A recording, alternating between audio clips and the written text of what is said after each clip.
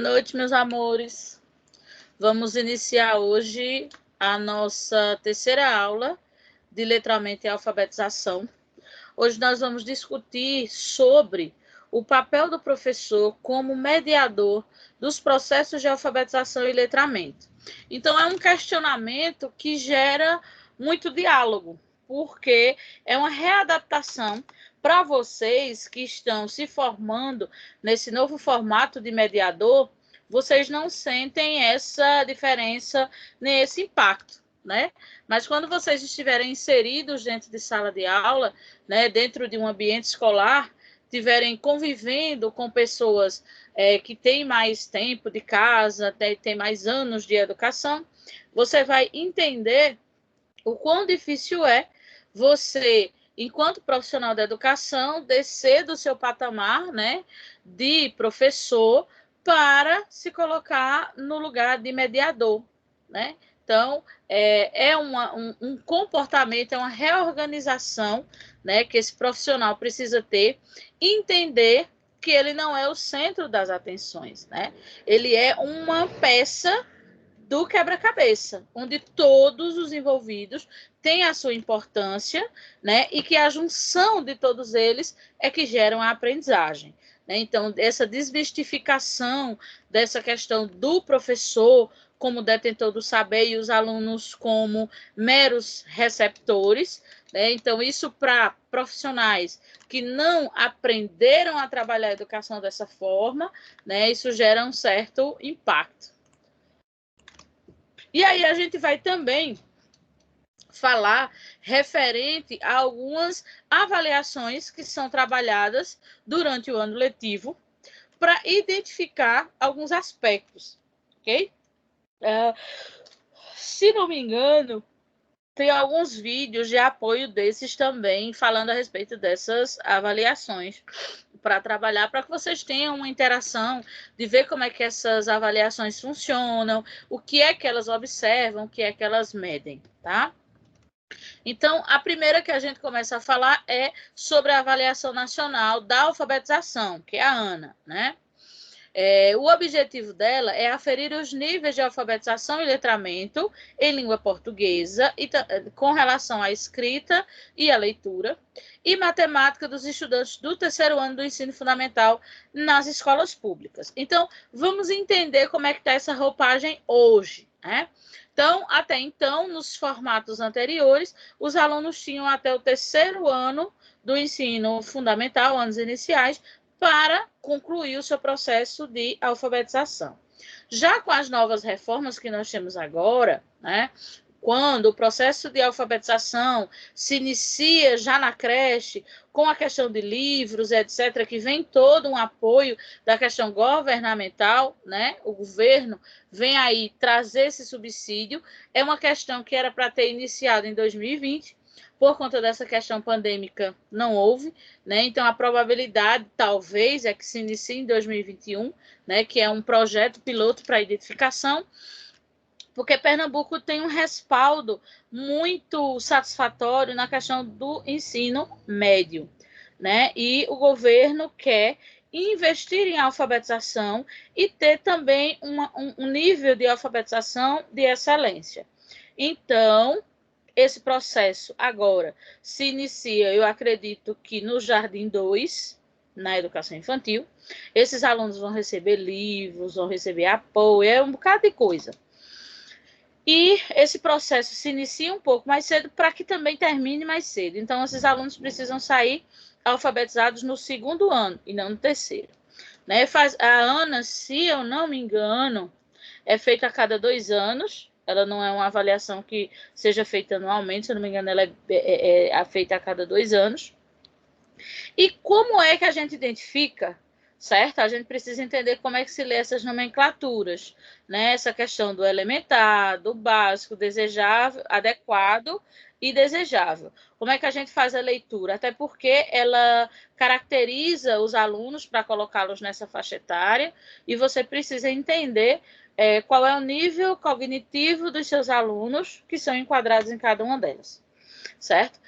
Na grande maioria das vezes, eles são separados por cores. tá? Então, se eu não me engano, o elementar é vermelho, o básico é amarelo, deixa eu lembrar, deixa eu ver, esqueci da cor do básico, eu sei que o desejável é verde, esqueci desse outro agora. E aí vamos ver qual é o nível que esses alunos estão quando eles são encaixados nesses níveis aqui. Quando eu falo de uma criança que se encontra no nível elementar, significa dizer que ela está engatinhando nesse processo de alfabetização, ou seja, esse aluno ainda escreve garatujas, esse aluno não difere vogais corretamente, ele não as identifica, ele não consegue fazer a união, a identificação, ou seja, ele está no nível bem abaixo do que o que ele deveria estar por estar cursando o terceiro ano do ensino fundamental, né, que é a base aí de raciocínio e de cálculo que a gente está analisando, certo? Então, significa que eu não quero meus alunos nesse nível elementar, porque aí são alunos que estão no nível muito, muito fraco, tá? Quando esses alunos estão no nível básico, então esses alunos no nível básico, eles já conseguem fazer a identificação de sílabas, de letras, fazer leitura de pequenas palavras, certo? Ou seja, é quando a criança está começando a entender o processo de alfabetização, tá? Mas o básico também não é uma classificação ao qual você queira seus alunos, tá? Porque ele também está iniciando ainda um processo. Então, se eu falo de uma criança no terceiro ano, ela precisa estar fechando o processo alfabético e não iniciando esse processo, ele precisa estar terminando. Tá? Então, por isso que quando meu aluno no terceiro ano se encontra no nível básico, isso não é legal para mim, tá? Muito menos para ele. Porque aí ele está começando o processo que, por exemplo, vamos tentar dar um exemplo claro para vocês. Se o aluno está no nível básico, esse nível seria um nível de aluno de primeiro ano, que é quando você começa a questão das sílabas, de juntar, dos encontros vocálicos, aquele primeiro começo de juntar, formar palavras, né, estudar palavrinhas. Então, isso é o nível básico, certo? Então, esse aluno está com o nível de alunos do primeiro ano estando no terceiro. Então, isso não é nada bom. Já quando a gente tem os nossos alunos no nível adequado, significa que eles estão no caminho certo. Esses alunos já conseguem fazer leituras de frases, fazer leituras de pequenos textos e fazer uma interpretação daquilo que lê. Pelo menos desses pequenos textos, ele já consegue fazer leitura, identificar, relacionar essas frases, essas pequenas frases ao contexto, ao que realmente elas significam. E quando os nossos alunos estão no nível desejável, é o sonho de todos os professores. Por quê? Porque significa que esse aluno já está lendo, significa que esse aluno já está produzindo, que esse aluno consegue entender todo aquele material que lê, né? Então, é interessante que a gente entenda todas as avaliações que são apresentadas para que os nossos alunos realizem. A gente, enquanto profissional da educação, precisa ter um empoderamento dessa avaliação, precisa entender como é que ela funciona e o que é que ela vai observar nos meus alunos, tá? E aí a gente tem a intervenção do professor no ensino sistemático da escrita alfabética. Né? O sistema de escrita alfabética, né? De acordo com o Leite 2011, ele fala que não é apenas um código utilizado para a representação da fala. Essa fala, essa colocação de Leite, eu acho ela muito pertinente. Por quê? Porque era dessa forma que a alfabetização era vista e trabalhada no método tradicional, certo? Ou seja, a leitura, né? Essa questão desse sistema de escrita alfabética era só essa questão de reprodução. Então, por isso que nós tínhamos diversos alunos copistas, ou seja, o professor ele não trabalha a questão do som, da sonorização da palavra, de fazer com que o aluno repita, de dar significado, de pegar, por exemplo, se a gente vai falar da bala, a gente colocar o brinquedo, levar uma bala grande, levar a bala para o menino chupar, como eu já dei esse exemplo para vocês. Ou seja, trazer significado àquela palavra que ele está aprendendo. Porque em qualquer lugar que ele encontrar uma bala, ele vai relacionar a palavra que você ensinou na sala de aula. Então, não era dessa forma que era trabalhado. Então, se colocava o beabá por meninos, colocava os meninos para decorar. A gente viu isso no slide da semana passada.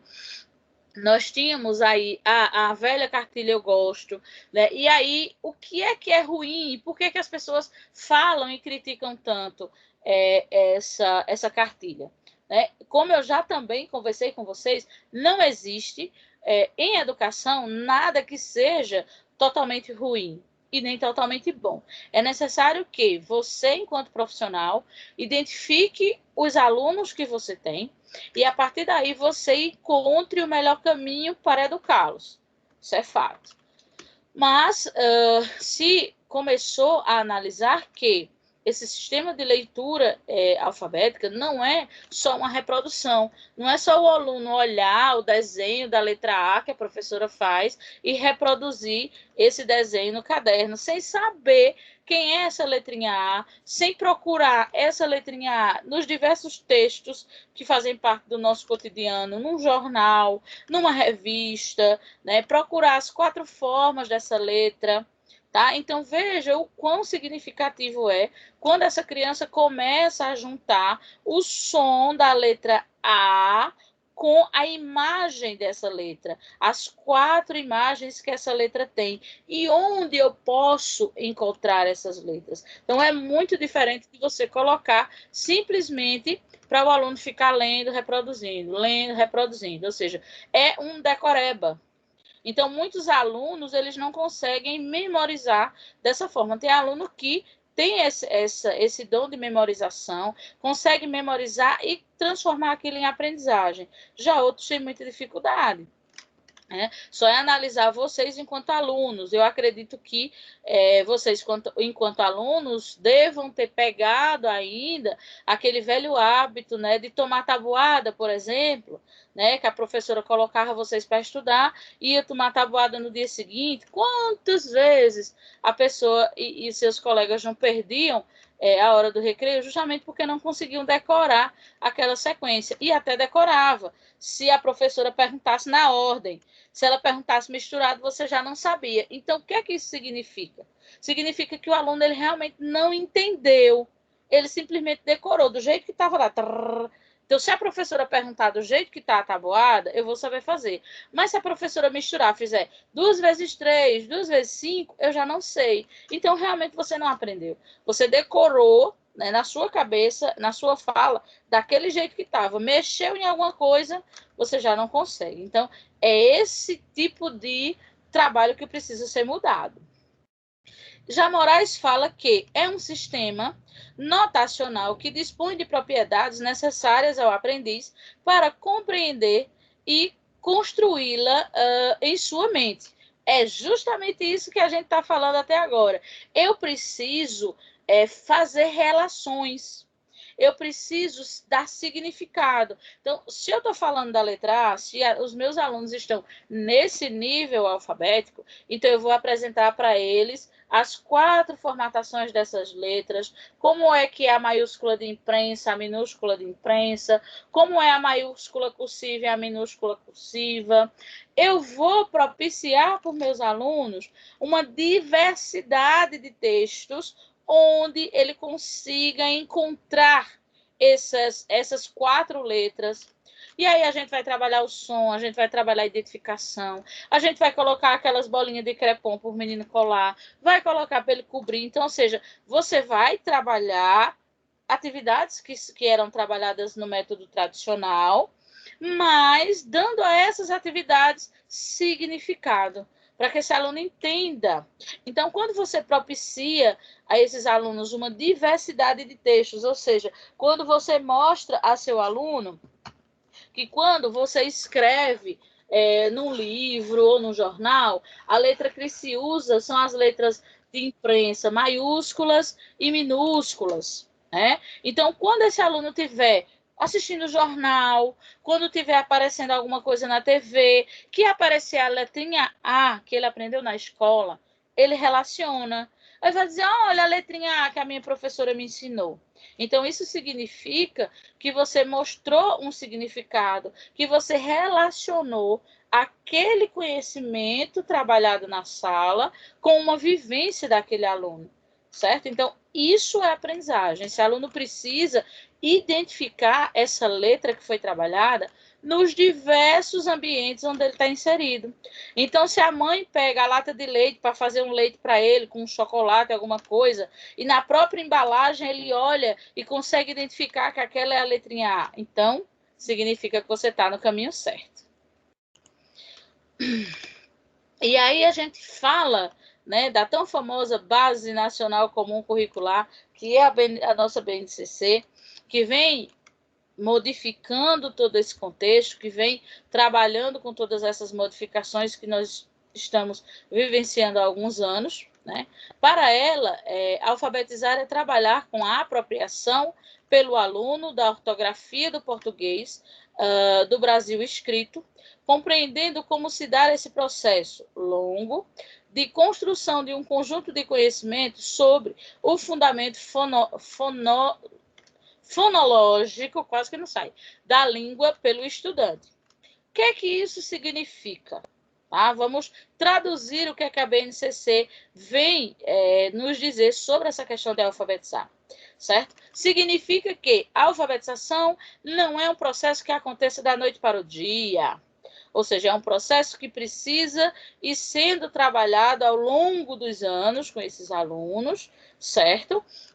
Agora, que dependendo do desenvolvimento e do nível de conhecimento que esses alunos já tenham, quando o professor ingressa para alfabetizá-los, processo de alfabetização, se essa criança tiver uma base boa e não tiver nenhum tipo de problema, distúrbio ou dificuldade de aprendizagem, você consegue alfabetizar essa criança com 3 ou 4 meses, né? Agora, obviamente, essa criança precisa já ter o conhecimento de vogais, consoantes, juntar palavras, conseguir identificar essas palavras, dar significado, ou seja, ela tem que ter sido trabalhada na base de maneira satisfatória. Então, o professor consegue fechar e concluir um trabalho bem bacana com essa criança, se ela não tiver nenhum tipo de atraso nem dificuldade, tá?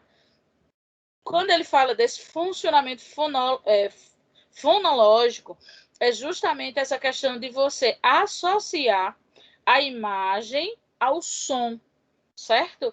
De você, quando trabalhar com seus alunos, usar muita gesticulação da boca, pedir que seus alunos reproduzam o movimento da sua boca, que eles analisem, que você acompanhe essa sonoridade de cada uma das sílabas, das vogais, quando você junta, como é que fica, tá? Todo esse processo evolutivo que vai acontecendo gradativamente.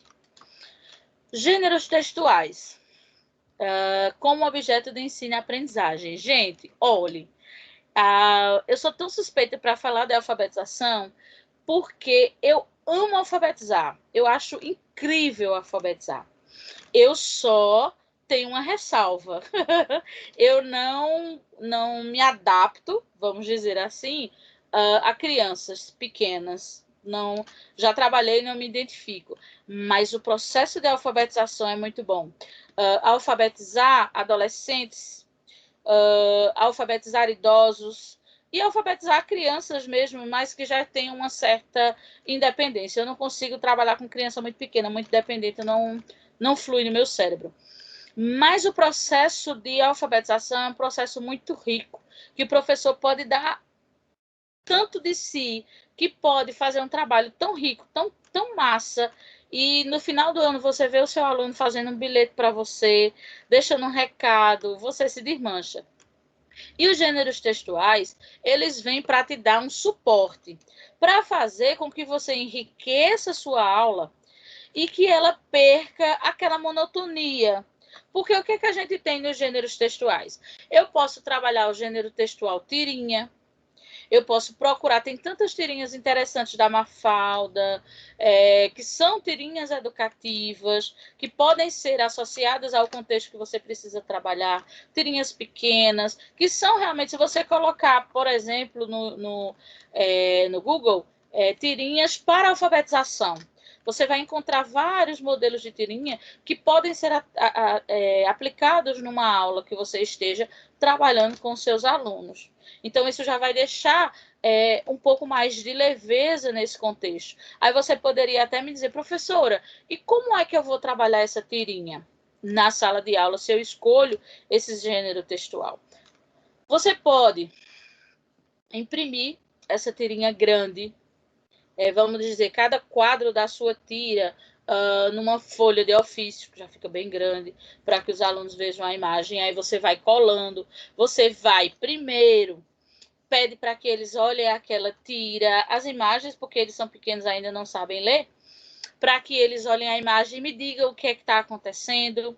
Se eles já conseguirem identificar algumas vogais, quando você coloca o balão, pede a ele para identificar quais são as letras que eles já aprenderam, que está naquela tira, sabe? Tem um leque de opções muito grandes para serem trabalhados com seus alunos. Você tem uma reprodução grande de uma tira para colocar no quadro, você faz a reprodução dessas tiras pequenininhas para que eles acompanhem, sabe? Então tem muita coisa boa para ser trabalhado. Outro gênero textual muito, muito bacana é a receita. Gênero textual receita é muito, muito bom de ser trabalhado em qualquer turma que você queira. Porque, primeiro, obviamente, né? Se você está trabalhando com uma turma de educação infantil, você vai escolher uma receita bem simplesinha. O que eu já vi muito alguns alunos meus fazendo com eles é aquele docinho de leite. Aquele docinho de leite que só leva leite em pó, açúcar e corante. Ou seja, são 3 ingredientes super simples, que aí você vai colocar a receita, você vai fazer essa receita e o passo a passo dessa receita num cartaz grande, com uma letra super legível, né? Que aí o professor precisa exercitar essa questão da letra, principalmente se ele quiser ser um professor alfabetizador. Então, a sua letra é o carro-chefe do seu trabalho como professor alfabetizador, e aí ele faz esse cartaz bem bonito, bem colorido, né? E aí você mostra esse cartaz aos alunos, que hoje a gente vai aprender uma receita, e vai trabalhando toda essa leitura com os alunos. Depois que você fizer essa leitura, você começa a relacionar. Muito bem, olha, a professora colocou aqui a receita do docinho de leite que a gente vai fazer. E aí você coloca os ingredientes na mesa, por exemplo, no seu birô, e aí você pergunta, pega a lata de leite ou a bolsa de leite e tal. Você diz, que ingrediente é esse? Né? Então, mesmo que a criança não saiba ler, é muito provável que ele identifique por conta da embalagem. Então, ele não sabe o nome leite, mas ele sabe relacionar que aquela embalagem é uma embalagem que na casa dele ele tira leite de dentro.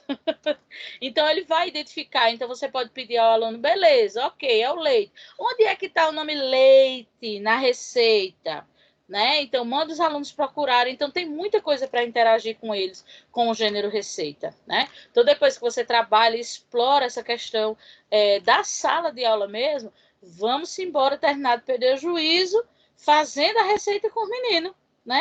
Porque senão não tem graça. Então, tem que fazer a receita com eles, tem que dar os docinhos a eles. Então, aquela aula vai ter um significado, vai ficar tão fixa na mente dessa criança que você não imagina. Né? Então, quando ela chega em casa, se na casa dele se usa o leite que a professora colocou, na hora que a mãe dele tirar aquele leite do armário, ele vai lembrar da aula que você deu, ele vai dizer que aquilo é o leite. Entende? Essa relação de trazer o que você está vivenciando na sala de aula para o contexto que esse aluno vivencia. Né? Então, isso dá significado, isso faz com que o aluno arquive na sua caixa de memória aquilo que foi trabalhado. Devem ter espaços privilegiados no processo de desenvolvimento da leitura e da escrita, por apresentarem uma variedade de possibilidades que favorecem as práticas de letramento. Então, assim, os gêneros textuais é de uma riqueza infinita.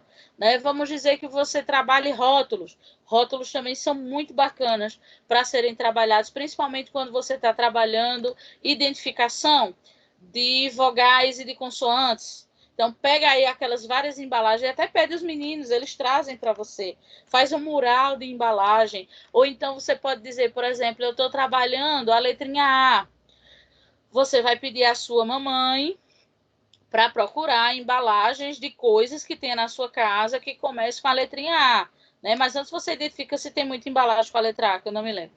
Certo? E aí, quando essas embalagens chegarem, que a gente for colocando no mural, você vai identificar a variação da escrita, se essa letra que foi apresentada nessa embalagem é maiúscula, se é minúscula, por que é maiúscula, por que é minúscula.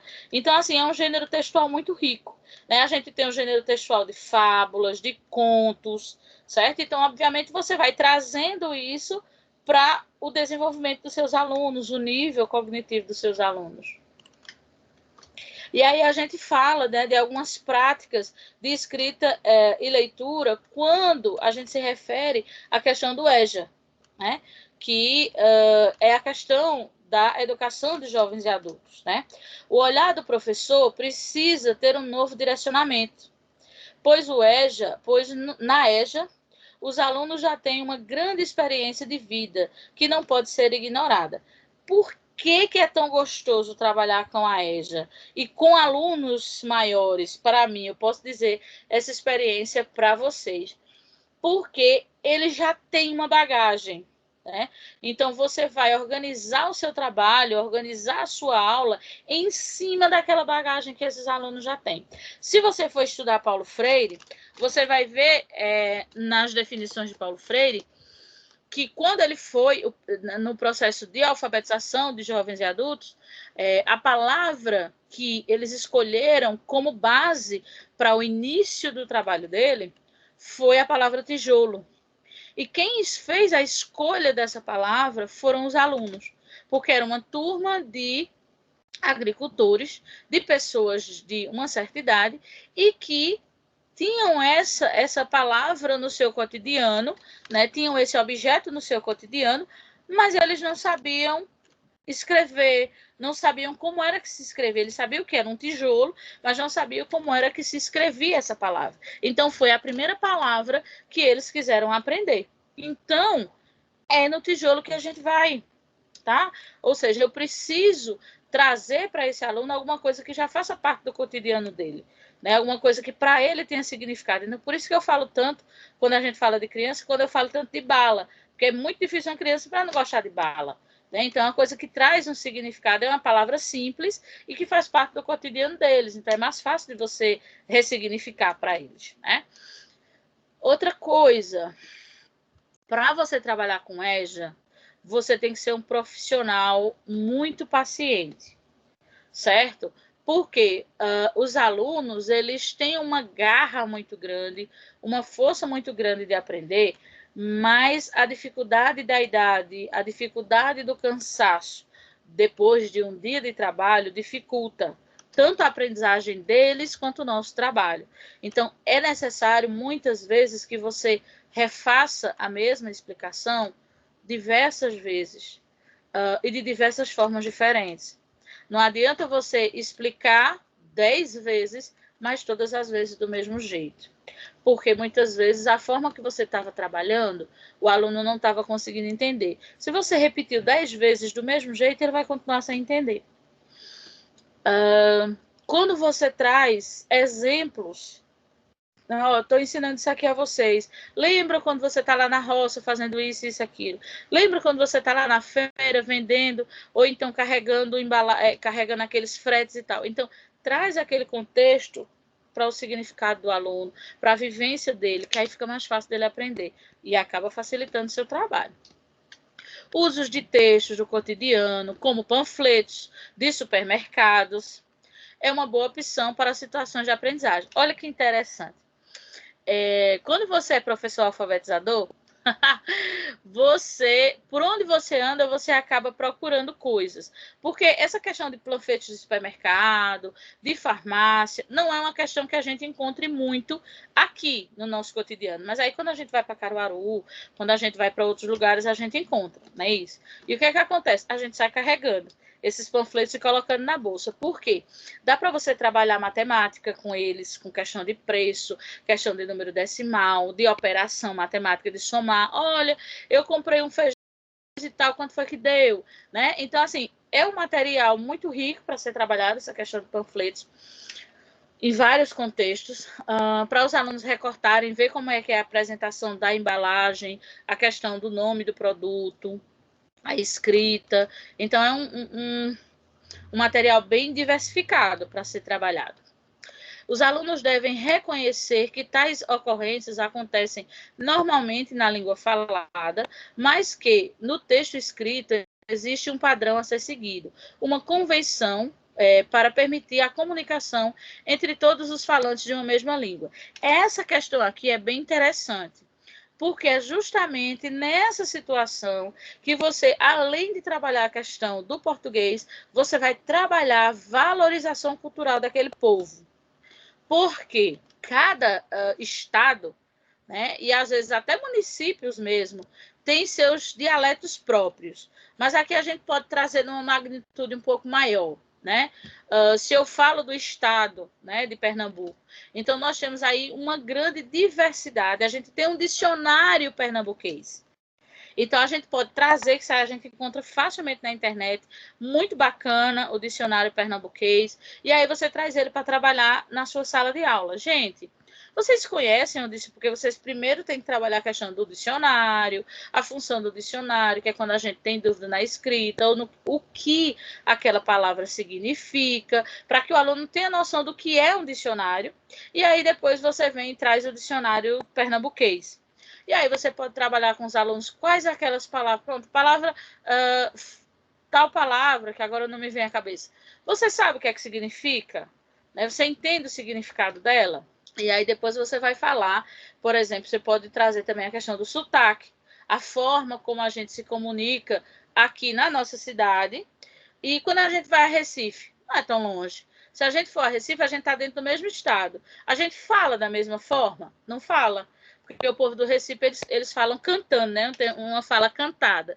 Então, a gente pode mostrar a esses alunos essa grande diversidade de dialetos que a gente tem, de falas que a gente tem, mas que a língua padrão exige que a gente tenha alguns cuidados. Outra coisa super atual para ser trabalhada com os alunos é a questão das redes sociais, certo? De como se escreve nas redes sociais.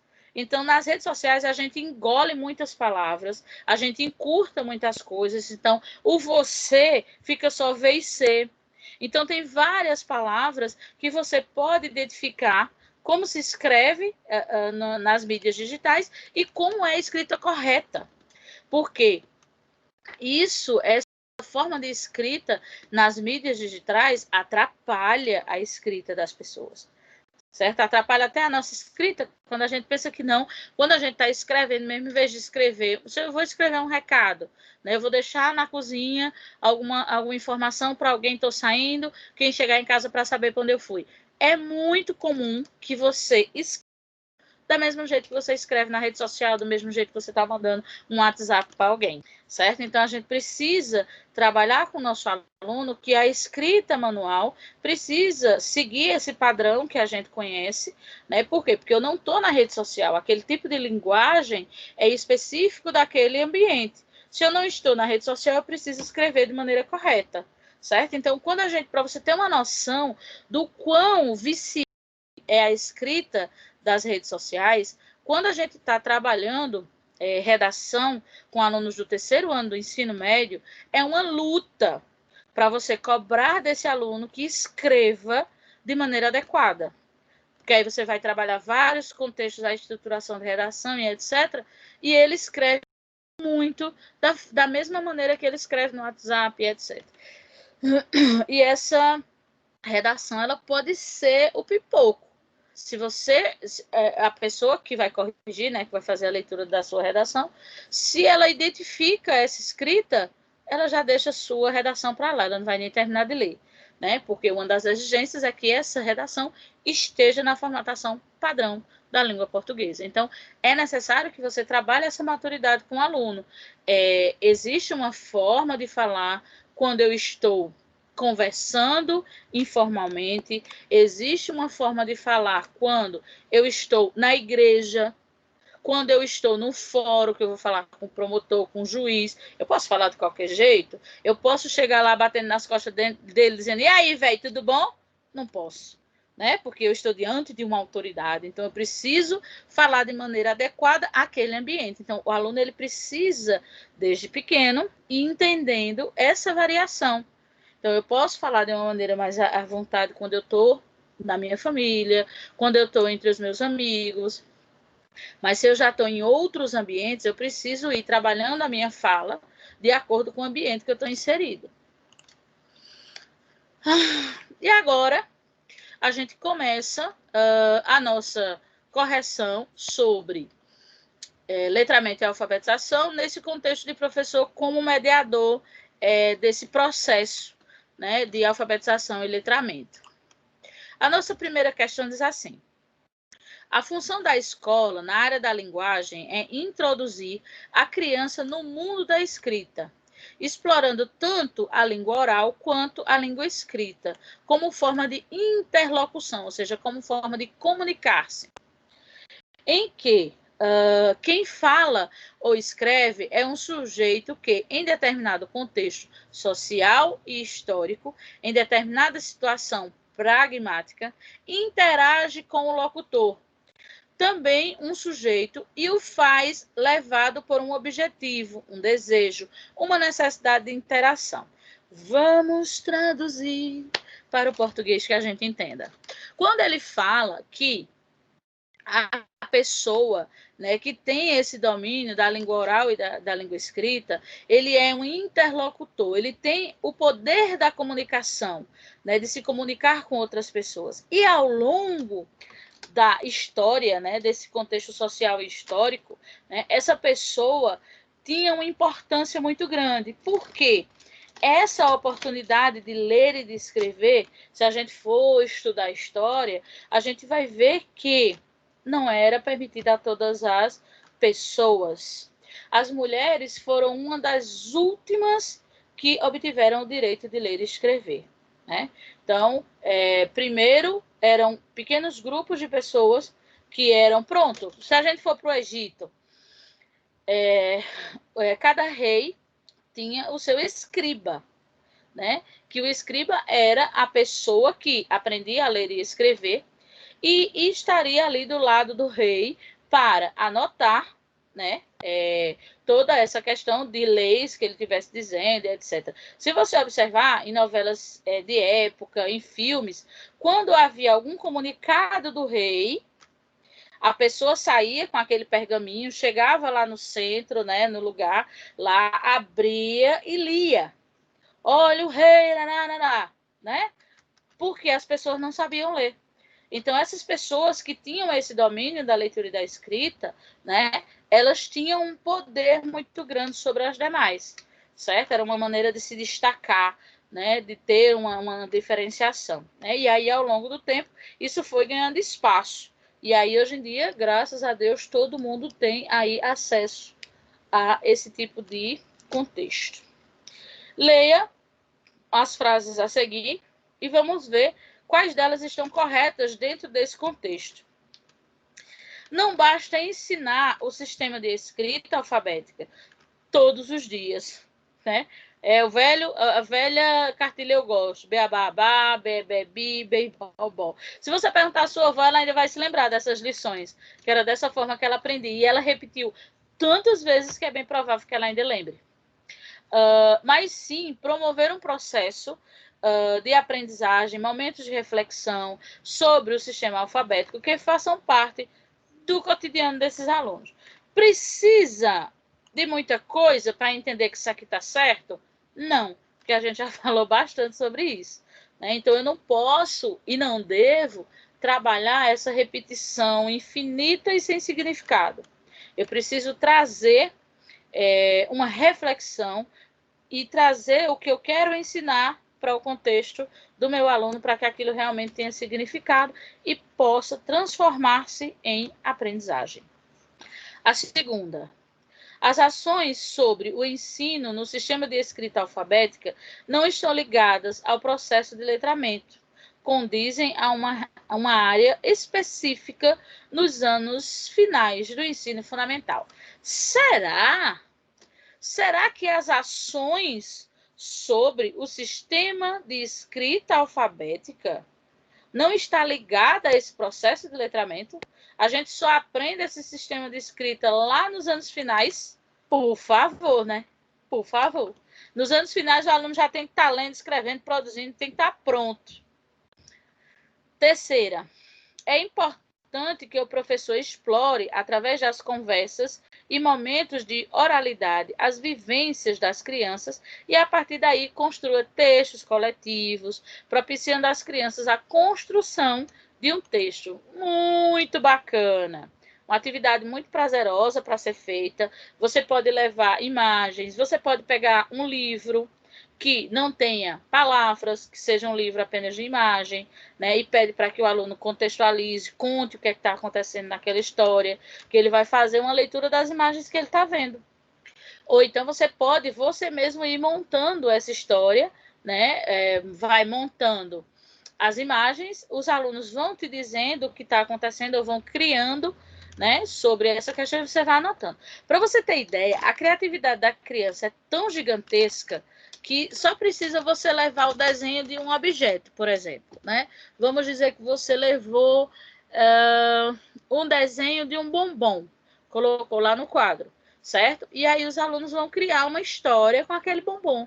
Então, o João comprou aquele bombom e ele perdeu no caminho. E aí vai surgir coisas incríveis sobre isso, né? Então, são atividades que podem ser trabalhadas em sala que são muito, muito produtivas para os seus alunos. Então, as nossas frases corretas nessa primeira questão seria a primeira e a terceira frase. Segunda questão. O ambiente alfabetizador faz toda a diferença no processo de alfabetização e letramento. Parei por aqui. Isso é uma afirmação, tá? Então, a sala de um professor alfabetizador precisa ter muita informação, né? Então, quando você vai do meio do ano para o final, essa sala precisa estar repleta de vogais, encontros vocálicos, consoantes, palavras, textos, um mural de embalagem, tudo que você for produzindo, você vai deixando lá, porque isso vai servindo de material para que o seu aluno, se em algum momento ele esquece, ele olha e lembra. Deixar a sala equipada com livros de variados gêneros textuais é um incentivo para a criança, além de estabelecer momentos de leitura de leite, isso aqui é uma questão que precisa ocorrer todos os dias, que são aquelas em que a leitura ocorre pelo simples prazer de ler, sem nenhum compromisso com os objetivos didáticos e pedagógicos, né? A não ser o de propiciar um momento agradável para as crianças, né? Então, essa leitura de leite precisa ser um momento da sua aula.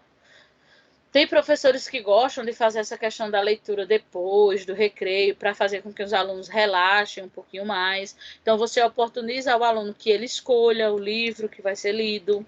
Dependendo do nível dos seus alunos, ele pode fazer a leitura, não precisa ser somente o professor, né? Então, você vai aí tendo ideias criativas sobre essa questão, mas o livro, esse gênero textual do livro paradidático, ele precisa ser uma constante no seu cotidiano. Então, sobre isso, a gente vai identificar qual é a afirmação que está correta sobre isso. Criar condições de leituras trata-se de antes dialogar com o leitor e sua leitura, não apenas propiciar acesso ao livro. Será que está certo? Será que precisa de tudo isso, né? Ou para que a gente dialogar com o leitor? Se eu estou me referindo a uma questão de educação infantil, eu acho que não é tão necessário todo esse enfeite, né, com relação a isso. No início da alfabetização, a leitura não é importante no processo formativo do leitor. Chega a dar uma dor determinadas coisas. Para aprender a ler, é necessário rotinas de leituras obrigatórias diariamente, fora de cogitação. No processo de formação do leitor, a leitura livre é essencial, sendo dispensada a mediação do professor. Também está errado. O professor precisa estar sempre mediando, até porque as crianças elas não têm ainda a maturidade de entender a atividade que você pretende realizar e o que você quer observar com aquela atividade. Para aprender a ler e escrever, somente o professor deve fazer leituras e construir textos no início dessas aquisições, para não inibir os alunos e alunas, certo? Dentro desses contextos, das que foram apresentadas aqui, é que mais se encaixa nesse processo. Então, você trabalhar essa questão da leitura, mostrar ao aluno, né, a importância e o prazer de ler. Tá? Então, tem vários erros nessas demais frases. Aqui seria para aprender a ler e escrever somente. Nada é somente o professor. Né? Então, essa palavra aqui, fala somente, é justamente quando a gente volta para o nosso pedestal. E a nossa função é de mediar. Então, não é só a gente que vai ler. A gente vai ler, o nosso aluno vai ler. Se ele não sabe ler, ainda as palavras a gente escolhe, ou ele escolhe um livro que não tem. E mesmo que tenha, esse aluno faz a leitura através das imagens, e por aí vai. Depende muito da criatividade de cada um. Essas outras não tem nem o que falar, porque são muito erradas. No início da alfabetização, a leitura não é importante. Isso aqui está fora de cogitação. A leitura é importante durante todo o processo. Para aprender a ler e escrever, é necessário rotinas obrigatórias. Nada obrigatório, nem nada com aquele engessamento, porque vai fazer com que o aluno fique irritado, fique cansado, e aí ele pega a aversão à leitura. É horrível. No processo de formação do leitor, a leitura livre é essencial, sendo dispensada a mediação. Isso foi o que a gente acabou de ver. Não, a mediação precisa acontecer. Terceira questão. A produção textual pode ser... a produção textual pode representar muitos sobre quem... Pode representar muito sobre quem a escreve. Por meio da produção escrita, o professor é capaz de identificar se o aluno já é capaz ou não de se construir uma argumentação contra ou a favor de um determinado assunto. Veja que interessante. Desde da outra disciplina que a gente fala dessa questão de questionar esses alunos, de expor situações cotidianas para que o aluno possa mostrar ao professor qual seria a atitude que ele tomaria diante daquela situação. Então, toda essa questão é justamente construindo a argumentação, primeiro através da fala daquele aluno e, obviamente, na sequência, através da escrita. Aqui, demonstrando suas habilidades de fruição, ou seja, de fluir sobre aquele tema, de construção e produção de conhecimentos, de compreensão crítica e intervenção na realidade e de participação social dos jovens, no âmbito da cidadania, do trabalho e do estudo. Então, aqui a gente já vê que esse tipo de processo é já para um aluno que tem uma certa maturidade para poder debater sobre esses assuntos e produzir textos sobre eles. Através da afirmação acima, leia as alternativas que a gente tem aqui embaixo para ver quais delas são verdadeiras ou falsas sobre esse contexto que a gente acabou de ler. A compreensão de um texto é um processo que se caracteriza pela utilização de conhecimento prévio. Isso é verdadeiro. Olha, vou dar um exemplo claro para vocês. Se nós, enquanto educadores, se a gente pegar um artigo de direito, dificilmente a gente vai conseguir entender o que é que está sendo dito ali. Por quê? Porque existe uma fala, né, uma escrita própria para a área do direito, as quais a gente não tem um conhecimento prévio. O advogado, ele estuda, né? O profissional do direito, ele estuda todo esse contexto e ele entende, certo? Da mesma forma que se a gente for ler um texto matemático, um artigo matemático, pode ser que tenha muitas palavras dentro daquele contexto que a gente não entenda o que é que ela significa, e aí, de certa forma, aquele texto vai perdendo sentido porque eu não entendo a palavra. Por quê? Porque eu não tenho conhecimento prévio sobre o assunto. Então, se eu preciso entender sobre um texto, se eu preciso interpretar aquele texto, eu preciso ter conhecimento prévio sobre o assunto, ok? O leitor utiliza na leitura o que já sabe, o conhecimento adquirido ao longo de sua vida. Perfeito? Todo conhecimento adquirido pelos alunos precisa ser exaltado e aproveitado dentro do contexto de aprendizagem. É mediante a interação de diversos níveis de conhecimento, como o conhecimento linguístico, o textual, o conhecimento de mundo, que o leitor consegue construir sentido do texto. Também está certo. E esse exemplo de mediação, interação de diferentes níveis de conhecimento, tem um exemplo claro para vocês identificarem também. Vocês já estão aí, já são alunos do terceiro e do quarto período. Se você analisar, você fizer uma autoanálise, você vai ver que hoje você consegue produzir um portfólio com maior facilidade do que o que você produziu no primeiro período. Por quê? Porque hoje você já tem uma interação de como é a estrutura do texto, qual é a linguagem adequada para se escrever aquele texto. Então, você já fez 3 portfólios, no mínimo. Né? Então, você já fez essa mesma prática 3 vezes. Então, isso vai se tornando cada vez mais fácil. Você vai debater sobre temáticas diferentes, mas você já conhece a estrutura do texto, você já sabe como se organiza um texto acadêmico, né? Então, a partir do momento que você vai ampliando o seu conhecimento, as coisas se tornam mais fáceis. Para formar alunos e alunas, leitores e leitoras, é necessário rigidez e leituras obrigatórias. Isso aí já me quebra. Mesmo que não faça sentido para o alunado. Que absurdo você ler uma coisa sem significado.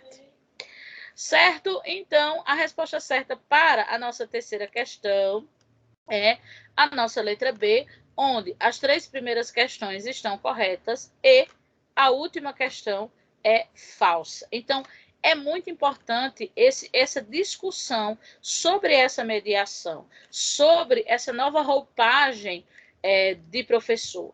Para vocês, ela não tem tanto impacto, porque vocês estão aprendendo a serem professores mediadores. Então, para vocês, isso é uma questão muito natural, vocês já vão aprender da maneira correta. Mas quando vocês tiverem essa vivência de escola, que você encontrar outros professores que tiveram uma formação totalmente diferente de você, você vai ver o choque de realidade. E você vai lembrar de mim quando eu estava dizendo essas questões. O quão difícil é para esses profissionais sair dessa postura de professor detentor do saber e se igualar e mostrar que nesse processo todo mundo tem a sua importância, todo mundo é importante, que o professor não pode seguir sozinho e deixar seus alunos.